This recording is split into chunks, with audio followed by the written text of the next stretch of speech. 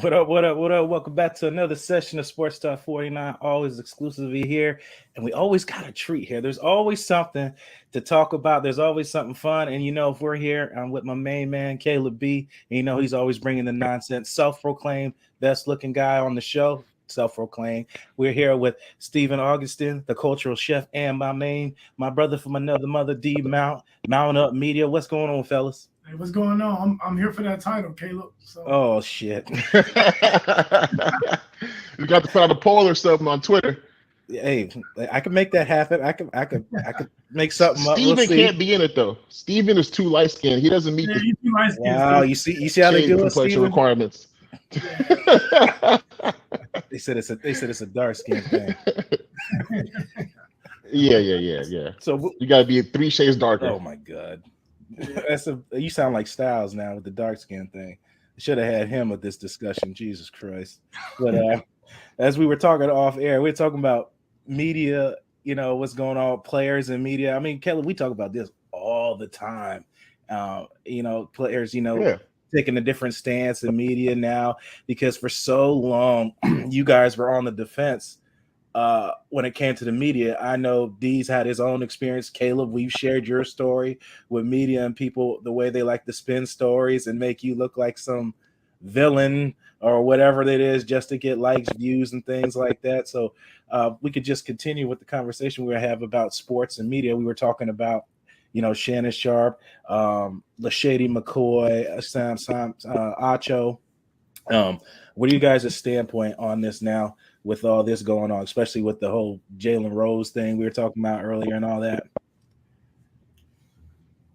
Man, I think we had obviously a great conversation off my but I think what people respect more than anything is like being genuine and being authentic. Everything that we could, especially now in the social media age where there's so much, you can see so much into people's lives and how they are every single day. When you come on camera and you try to put on a show and people don't believe it, that was a big knock on Russell Wilson, right? Everybody said, man, we can just tell when he gets up on the podium, it's phony, this, that, and the other, blah, blah, blah. So I feel like it's the same way for media. Like, hey, if you truly believe what you're saying, then go say that. Whether it's going to be looked upon right or wrong. Like, I'll take that in the fact that every time I come on here, I say what I mean. Sometimes it's not. And it doesn't all. There's a way to respectfully go about critiquing how a player plays. There's a way, I believe, right? I believe there's a way to go say, hey man, this guy, you dropped 3 passes, it's not a good game. I'm not gonna start giving him nicknames about, you know what I'm saying, making fun of him and things like that. But if that's the route you want to take that. I just think stand on it and stand in it and stand in what you say and don't try to float, don't try to be in the middle, which some guys try to do, and it just kind of never works out for you. That's my 2 cents on it. I agree. I know you and D were going back and forth about. He was asking you about how you really felt about Acho, and Acho, he's made himself, a name for himself, being outspoken and things like that. I think he's just trying to find his way into the media. Maybe further down the line, maybe he'll be more of a, make a stand and be what it is. He's still young in the career doing this. I mean, you guys after the league, you guys have played football for years as a youth and going up. Now you guys are doing life after football, which I love seeing, and I love having that here. I got a place for you guys to talk about your lives and your businesses now afterwards and what you guys are doing, because now that's a new field that you get to step into. D, I know we've talked about, you've learned so much in your industry now making movies. You're going to be like the Black Steven Spielberg now, making these films and doing all the things that you're doing. It's just just the progression. I'm just interested to see where he, does he stay his path or does he move forward, or, just try to progress, or you just want to be, as you would say, Caleb, a shock jock, Yeah, man. It's been like sorry, man. It's been like a crazy transition too, because I was doing this business while I was playing for the Broncos. So oftentimes I would leave practice and get dressed, shower real fast, and have to run home to get ready to go on a shoot and something like that. And it's crazy when I look back on it now, because I used to get so much backlash from the teams saying that it was like taking up too much time from the NFL. So I would have to do it in kind of secret. So I don't even know, and now I'm looking back on it, I mean, that kind of resistance that I had, shown to me from the team, kind of made me, kind of slow down my natural progression outside of the league. I could have been so much more further if I would have put more effort into that, instead of I had to kind of slow down my role and focus on a game that everyone has to stop playing eventually. You know what I'm saying? So yeah, it's been an interesting progression, and things are taking off, and I'm always busy. And honestly, this has been the only job I've ever had, and I'm passionate about it. So. No, definitely. We see that, and especially all your work on IG and all that now. It's just, you look like you're progressing so fast. I know everybody has your accreditation that you give for, so you always had that person that made you take that next step in your life, in your field or your life and things like that.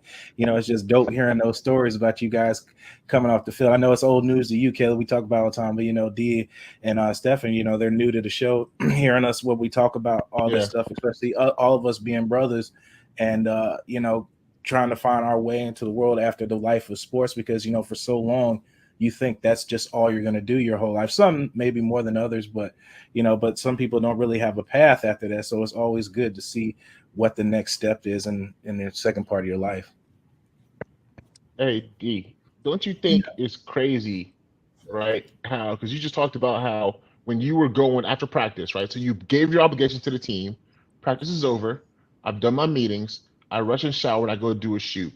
Isn't it crazy how they think that takes away from your football after I gave my whole offseason to train, after I studied my film, after I did everything you've asked me to do. But now that I want to go do something I'm passionate about, all of a sudden it's taken away from the team somehow. This idea that I can't have a life because I'm an athlete or I'm a football player or a basketball player is insane to me. I think Le'Veon Bell said it great one time, because he was rapping and people were like, why don't you focus on football instead of rapping? He goes, I just led the league in rushing last year. He goes, do you think Beyonce sings all day? Do you think Beyonce just wakes up and sings from sun up to sundown? No, she has kids. She has a life. Yeah. There's a way to find balance in these things. And when people show their interest outside of their sport, all of a sudden it's a distraction. It's like, no, dude, I'm a human being. Like, you don't just go work and do work all day. You have kids, you have your dog, you have your family, you have other passions. That's how you stay sane. And so I just think it was funny you brought that up, because it's something that really does happen a lot to athletes and entertainers. But let me tell you the reason why it comes up for the most part. I think it comes up when you're losing. Like when you're winning, there's no shit, man.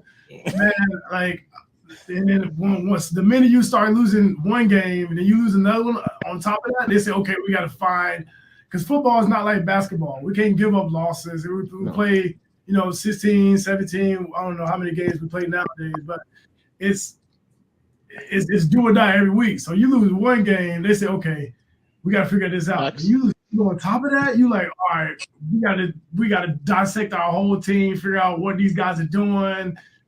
Are they watching enough film? And that's where they try to point the blame at. But in all reality, that's just the name of the game. It's just how it is. No, definitely that. And they like to try to, like you said, they got to figure out a reason why, and then somehow you become public enemy now, and you're not focused on football, et cetera, et cetera. And it's just funny how media works today with everything, with all this stuff. You figure things would be going in a better direction, but it doesn't. It just seems like everybody's looking for the next thing to talk about, or to try to put somebody in the mud. Stephen, what do you think about this? But I feel like that's part of the media, though, and that's always been a trait that they've had, where, if you're up, they need a scapegoat. If you guys are losing, they need that scapegoat. And if you're winning, then they praise you and they say, you could be doing the same activity on both sides of the spectrum, right? You might be playing football, and all of a sudden they see you out on a day. You might be at the Masters, right? Just kind of kicking at the Masters. And if you're winning, it's like, all right, look at, he's found some time to go, kick back and relax and have a good time at the Masters. But if you're losing, then it's like, why is he not in the gym putting free throws or doing XYZ? Like, they find reason to pick on things, and it's odd that the world kind of revolves around that way. It's not just in sports, but it does trickle on to a lot of other things too, right? But as we went through COVID, we learned a lot of things about ourselves in a lot of ways that the media has used their messaging to kind of create these agendas. You know, so it's like you just got to be careful where you're at, who you're with, watch your circle. As we learned with Memphis, you know, we learned with Ja, right? It's like you can be up, you can have the personality, you can have the body of work, but if your team is now becoming a distraction because of who you surround yourself with or the people that you got courtside with you, yeah, it goes crazy. Man, it's funny that you say that because it has me thinking back at the time when I was in college playing for Coach Charlie Strong. And we were like undefeated, but we had just received our first loss from Pittsburgh, right? And I guess one of the guys had an interview from, you know, a media reporter, and they were asking, and that specific guy said that, you know, the reason why he didn't play as well is because, you know, he played a little bit of, you know, too much video games. The new Call of Duty had just got released, right? Man, let me tell you, that next team meeting, Coach Charlie Strong brought in an article of the guy saying that our whole team is distracted because we've been playing too much Call of Duty. So now, you know, Coach Strong came down on us hard, and next thing you know, we couldn't play Call of Duty. Like no one could. Like he made us all get rid of our video games, and we're college students. Of course, we're gonna listen, you know, and all because of, even if that specific comment wasn't true for the rest of the team, we still felt the repercussions from it because it got to the media and because of the fans are thinking this now. So he had to come down hard on us. When in all reality, we just kids, you know what I'm saying? Like not everybody's playing video games, you know? Hell, I was partying. And I believe that. Yeah, that didn't get out. You know, it's funny you said that because the other day I saw this video that Zion started circulating. They're asking Zion, is he going to play in the play-in game or their first round of playoffs? And Zion says, you know, I'm physically healthy, but, you know, I just don't feel like Zion yet. I just don't feel like myself, you know. And the first time, as soon as I heard him say that, I said, bro, you need some better media training because you're never supposed to say that. You don't give, the first thing they tell us when we get to the NFL, in college really, you don't speak about your injuries. You don't tell anybody a timetable. You don't say how you're feeling. You just say, hey, I'm taking it day by day.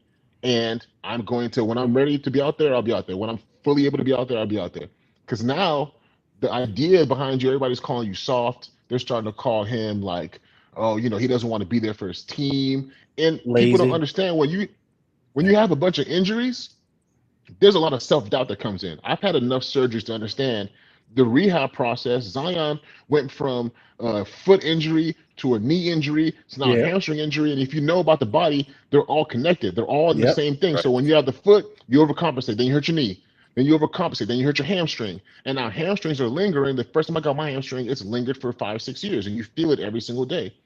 So if you're an athlete, and if you're a sports person, you can feel for him and understand like he needs to get his confidence back to be able to play at that very high level.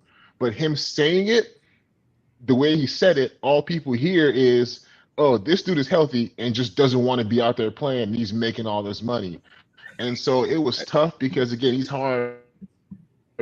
He's had a very, very hard time in New Orleans with his injuries, and he's really, really talented. But now people are saying, man, this guy might be the biggest bust ever and all these things like that. And I really felt for him when I heard that. What were you guys' thoughts? I don't know if you heard it or not, but. No, I agree, man. Caleb, I mean, you spoke it. I mean, you probably had a lot of surgeries. I've had 5 myself. So, and it's not a like if you're a, you know, regular. I mean, I don't say regular because that's bad. But if you're a person who are not into sports, I've never played sports before, never had to rehab an injury, you know, you rehabbing basically from ground zero. Yeah. Like, you're reteaching yourself how to walk.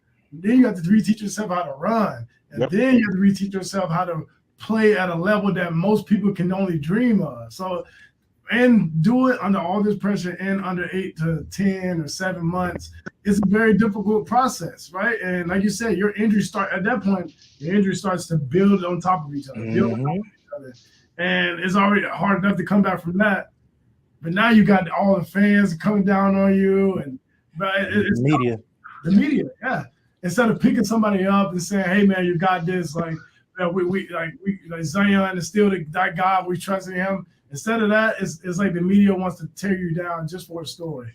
And if you guys this D, you're new to follow me, Stephen. We know we'll stay in touch after this, but me, I'm one of those guys that takes a stab at them every chance I get. Caleb knows I take a chance every time I get because I'm so tired of them getting away with the bullshit that they do all the time. These people, I said, some of them have never even done any of that, but they will sit here and critique you to the letter. It couldn't sit in a meeting, couldn't explain anything, couldn't do half of the stuff, 1% of it, but they will educate. And to be in media, I believe you have an obligation to lead somebody that doesn't know in the right direction. And these same people are staying in power, stay in these positions, misinforming people and making people believe things that aren't true.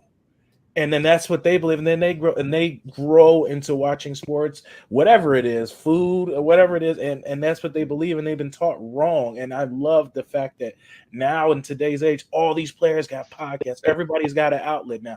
Now y'all voices can get out because the bullshit has got to stop on that mess. Man, it's so crazy because I didn't even realize it was this bad until my last year for the Broncos, I tore my Achilles, right? So I'm still having to go to meetings, having to go to rehab, but then the season starts, preseason starts. So now I remember this very specific thing. I was in Brothers, a bar in Denver, and the team was an away game against the Raiders, right? And I'm sitting there next to the bar, watching my teammates, having me a few beers, just trying to support them. I'm there by myself, and there's this guy sitting down next to me, and the whole time he's just there talking shit, saying that these guys are probably going to get cut tonight and be prison guards, security guards, just ragging on the team the whole time. And at this point, being in the NFL, we're taught to keep our mouth closed, don't reply to anyone. If you do, that's going to be your fault. We're not taught to say anything back to anyone, right? Because that's just whatever reason. I never got that, but I'm sitting there next to them, and I just had to say something. I was like, bro, what's your problem? I'm have you ever played football before? No, but I watched it for 30 years. I'm like, but have you ever been on that field?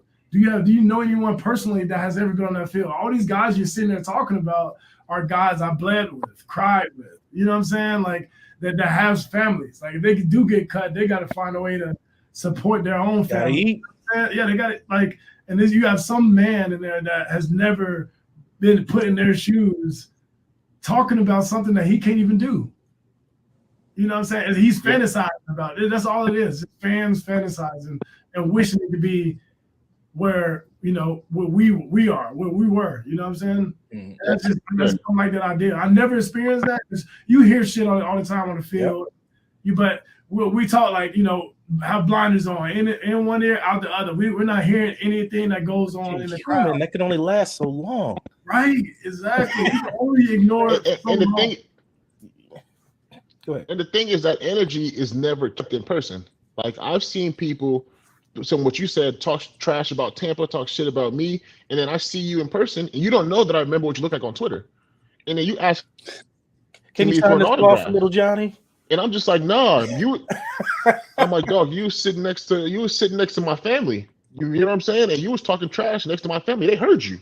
Don't ask me for an autograph now. Keep that. I thought I sucked 15 minutes ago, right? Don't come ask for love now." And the energy never stays the same. And on that topic, me and Blake have talked about this from time to time. There's a situation going on with Devin White right now in the Bucs. I don't know if you've heard about this, D and Steven. So Devin White got drafted, I think, 4th overall pick for Tampa. 4th overall. He was high. 4th overall. Starts as a rookie. He either makes a Pro Bowl his first or second year. Yep. He goes all pro one of his first 4 years. He just finished his 4th season. Won a Super Bowl, been to a Pro Bowl, has made an all pro, right? And was widely ranked as one of the top 5 linebackers in the NFL probably 2 years ago when they went to Super Bowl. He was up there getting sacks, making plays. They were talking about him along with Fred Warner and those guys. But Fred Warner was older. Fred Warner gets his money. He gets about $97 million for 5 years. So last season, the Bucs offense struggles, which in their defense is going to struggle too, right? Correct. Most teams, how it goes. If your offense can't get off the field, defenders are going to play 90 plays. Nobody wants to play 90 plays in a game. Your stats are going to get worse. So now they're releasing these stats. So Devin, it comes out that Devin White wants $100 million, right? That's what he wants. And he says, Tampa doesn't want to pay me. They should trade me. And now all the fans who love Devin White the last 4 years, all of a sudden he sucks. He's not even a good enough player to ask for that kind of money. He's selfish. How dare he? Get rid of him. You don't want to be here. Get out of here. I'm like, you didn't hate him when he won your Super Bowl. You didn't hate him when he was making plays for you. He's on the side of the wall, on the wall at Raymond James. You didn't hate him all those years. Now he says, hey, I want to get compensated because I feel like this is what I'm worth. And now he's some kind of deadbeat and he's an awful player all of a sudden. I'm like, what changed? I'm like, what were you guys watching? If you critiqued him when he was in year 2, 3, 4, when he was balling and winning the Super Bowl, I would be okay with it and I would side with you. But you was rocking with him. But now he wants his money and it's just like, oh, this is the worst dude in the world. I'm like, man, y'all gotta stop and again, y'all gotta stop thinking just about yourselves. Like, I'm a fan of the game. Do I want to see Devin White ball for a bunch of years? Yes. But at the same time, dude, it's work. This is a business. This is his job. You know what I'm saying? Imagine if somebody at your work didn't want to pay you accordingly. It's wild the way that fans hold on to the money aspect as if it's coming out of their pockets. Yep. And they're like, they do think that. I've had fans tell me that. Pocket counting. What they call it? A fan tweeted me and said, I write your, he said, we pay, he said, you can't talk to it because we got into a back and forth on Twitter. And a fan said to me, you can't talk to us like that. We pay your bills. And I said, I've never seen your name on any check that I've received in my life. I think he's confused. So they really, sorry to cut you off, but they think that. They're confusing their taxes with their politicians. Their money ain't stretching into those pockets. It's very different. But come on, man. It's crazy. But in most cases, fans have a weird expression of, not just a weird, but fans have a unique expression of how they want to go about talking about their teams or players, right? And usually it's a clear representation of their morals and their values and kind of their perspective on life. So, I grew up in Boston. So with that came just years of goodness within New England, right? But as soon as I stepped out of New England, everybody was just like, you're an asshole. Your team sucks. Y'all cheaters. Mm-hmm. Deflategate was crazy. I was in California when Deflategate was going on. So it's like, even as a fan and hearing that and experiencing it, it was just like, I even got some slack and I wasn't even on the field at that time. So it's just crazy. To carry it over into food, we kind of get the same perspectives in the culinary scene too. Cause like being post-athlete, now being in the culinary field, you get people in there all the time that just have a problem with everything. Yep. Sometimes they just don't want to be happy with what they're eating, right? You probably had to go out to a meal with somebody like that or overheard a conversation where they order a steak, they keep sending it back, then they're complaining to the waiter, they talk to them crazy, right? And they expect something good to come back. And it's like, you got to be careful about how you're talking to the people that take care of the things that are coming to you, including your food. Because not every facts. I don't know any chefs like this personally, but I'm sure you've seen enough TV shows to know that wild stuff can go on in the kitchen. You know what I mean? So it's like, yeah. I think it's something special though, and this may be a little bit off topic, like because you said Watergate, the Deflategate. I just think it's so special, because baseball is called America's pastime, but then you have football that's ingrained in America's culture. You know what I'm saying? Like, there's so many different aspects of football that's brought to our culture that like kind of defines who we are. You know what I'm saying? Like as Americans, and I just think that's beautiful. Like everyone knows what Deflategate is, and I feel like every year everyone knows what the butt fumble is. Like, oh yeah, it's like all of these little things. Caleb, that wasn't you playing hotline, was it? That wasn't you, was it? Come on, dog. I was in college then, I think. That was a while ago. But keep my name out. Yeah, he's trying to give you some extra years, ain't he? Listen, man, I will say this, bro. On your point, D, I would say it goes even deeper than that, bro. Football, I think, parallels our society in this country, especially so much. if you go back and look at football history, right, when they had the Leatherheads, right, and dudes was playing with the long sleeve sweaters and no face mask, and they were smoking cigarettes on the field or on the sidelines, right? What was going on back then? It was like everybody was working a trade, they were working in factories, and then you kind of went to the 80s and they were playing a physical football and hitting people off, knocking people's heads off. Society was a little bit tougher then. That's what they wanted to see. The games were lower scoring. They were, those 4 yards in the cloud of dust games. Then you get to the 90s and it's okay. It's Miami. It's a little bit flashier. You have the Dan Marinos. You got these kind of guys, Steve Youngs, Jerry Rices. Now it's more points getting scored. Then you have the 2000s. Okay, now everything is, hey, we don't want to see great defense anymore, right? We want to see points. Great defense isn't keeping us in the stadium. So what has happened? Football evolves. Football changes. Now football is, hey, you can't hit the quarterback. You can't hit the receivers over the middle. We want to see points. Now you got Mahomes. You got everything. And so literally the way the culture in our society is evolving, football is literally evolving with it and is going with it. And that's why you're seeing this game grow the way it is. Baseball was so stagnant for so long because they're America's pastime. They were losing fans and losing money. All their fans were dying. You see baseball made all these changes this year. The games went from 5 hours to 2.5 hours, right? You see viewership has spiked and risen. More people are going to games. I can go to a game at 8 o'clock and be home at 10:30. I'm not going to be there until midnight. And now they're making more money. And so literally, bro, football has evolved every step of the way with America, which is why I think it's so ingrained in here, is because like literally whatever was going on in the world that we're seeing today, you can go on Sunday and go watch the same thing, right? And find a way to connect to it. So it's beautiful. Facts. It's been beautiful to see it. The thought that like, the Redskins had to change their names to fit like who? Like, no, my bad. No. Yeah, right. Don't cancel me. Don't cancel me. Man, right? listen. I'll be honest with you. Listen, D, we played since the Redskins changed their name. I think it was the football team and the Commanders.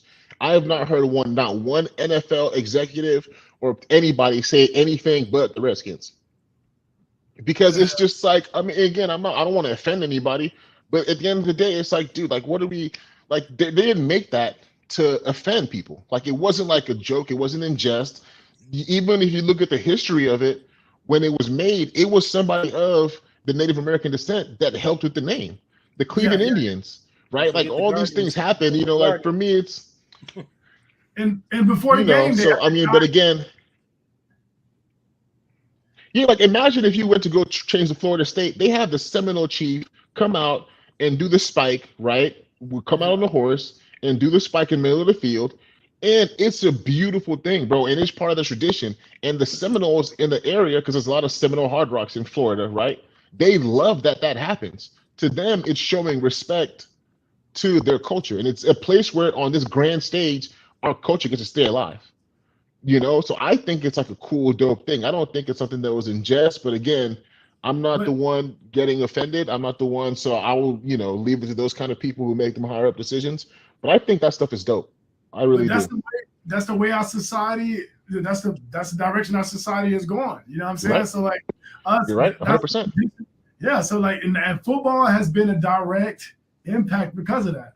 I don't see the other sport making the same like splash on this like on that level in America. Period.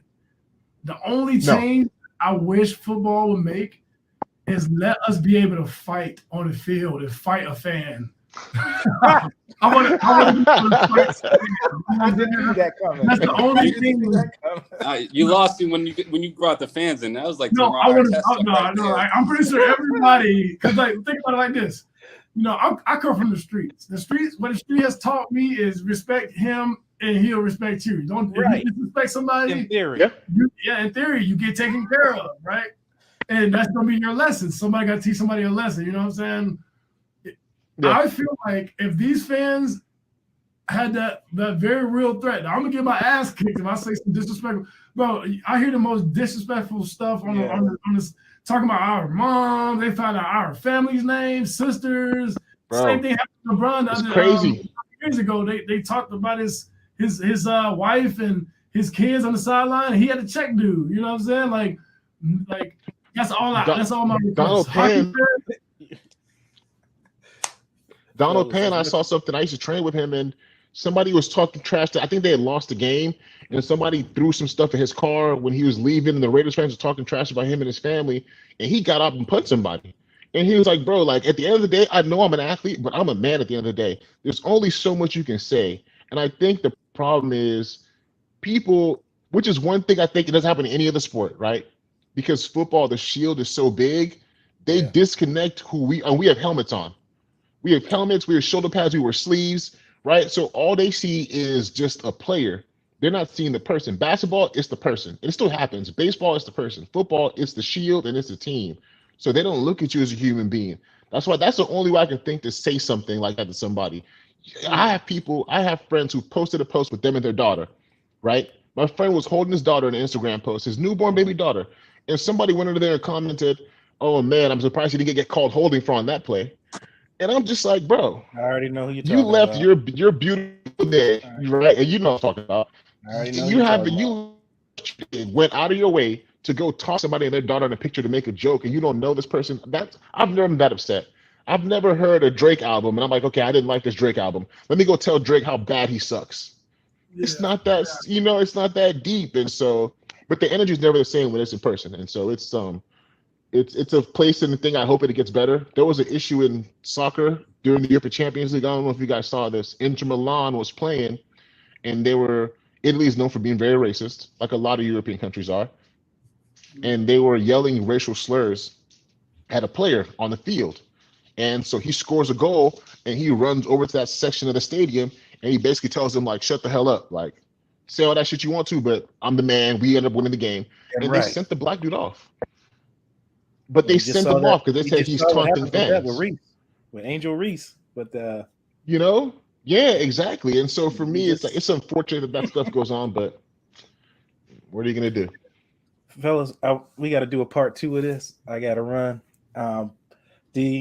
Stephen, put out what you guys got going on. I want to make sure to put that in the thread and all that so everybody can find your work and where to find you at.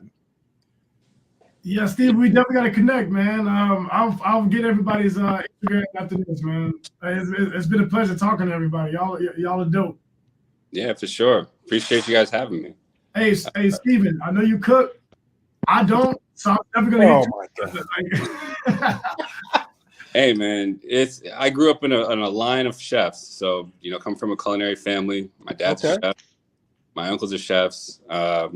We got a charter business down in the Keys. So if you ever want to go do some deep sea fishing and do some fresh grilling right on the boat, got you for that. Yeah. But yeah, we specialize in private culinary services, really for athletes, for performance, and then for also longevity of your career. So we really make sure we're taking care of those bodies. Caleb can speak to that. Yeah, we definitely be in touch. Me and Stephen working together since my second year in the NFL. He got me into cooking. He got my love for cooking up, my love for having good quality food, eating food that tastes good, that still makes you feel good and makes you get fuel. And, like my best years of my career was working with him. And so I can attest to his, his skill level. And he's awesome. Hey, Caleb, what's the price looking like though? What's the price? I mean, listen, hey, look, you don't ask Gucci for a discount. You know what I'm saying? Yeah, you don't ask Louis Vuitton for a discount. You're right. You pay for what you get. You gotta think about longevity. You know what I'm saying? You pay for quality. You gotta think about what you're putting into your body, right? And what will lead you to your next contract. If you're taking care of all of that, So the reason why I will say what his body. Tell him again, Stephen. Yes, he'll talk to you about the price, but I will tell you it's worth every penny. All right, worth every penny.